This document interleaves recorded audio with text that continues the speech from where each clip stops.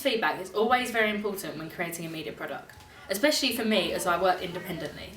It allows me to gather different perspectives on my video and help me notice flaws that I may not have recognised first time round. I gathered feedback on my digipack and poster and for my music video.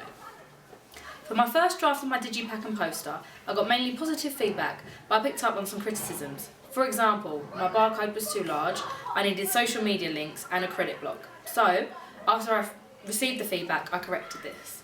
The positive feedback assured me that my digipack and poster was successful and reflected the genre. And the criticisms allowed me to make improvements that maybe I wouldn't know that I needed to do.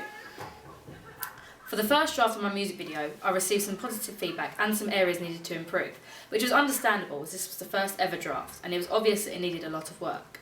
In general, people thought that the cinematography was good and that the narrative worked and was easy to understand, which reassured me that my video was heading in the right direction.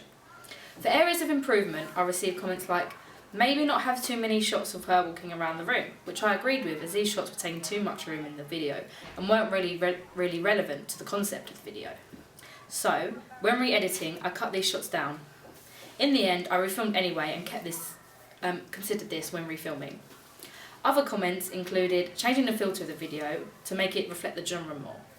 Again, I agreed with this and so I tried to experiment with the colour board on Final Cut Pro.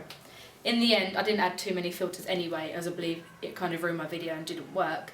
However, this was something to consider anyway. Another comment suggested an improvement on the mise-en-scène, which said maybe it could be cleaner in the room where I was filming. This made me think about how I set up my setting, because I didn't consider how messy her room was at the time. So when I did refilm, I made sure the room was cleaner, as then it brings more focus to Kiki and what she was doing in the video than all this clutter that may distract the viewer.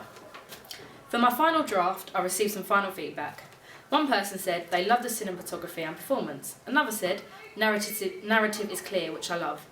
From this, I knew that my final product was successful, and the fact that people understood the narrative meant that I had constructed it in a clear way. The only criticism that was in the shot where Kiki throws her ex's boyfriend clothes in the bin. It's hard to actually see it's a bin. Fortunately, I had shot from different angles and was able to replace this with the shot that made the bin clearer to see.